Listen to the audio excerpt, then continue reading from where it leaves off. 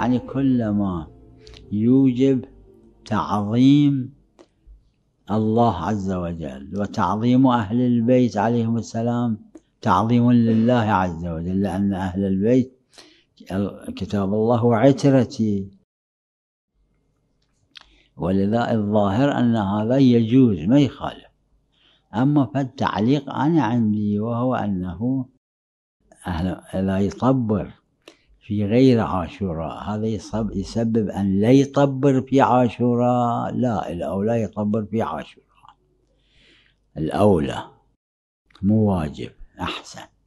أما إذا في عاشوراء ما يترك التطبير كل وقت، هذا تعظيم هذا من الشعائر، فإذا كان من الشعائر تعظيمها يكون من تقوى القلوب.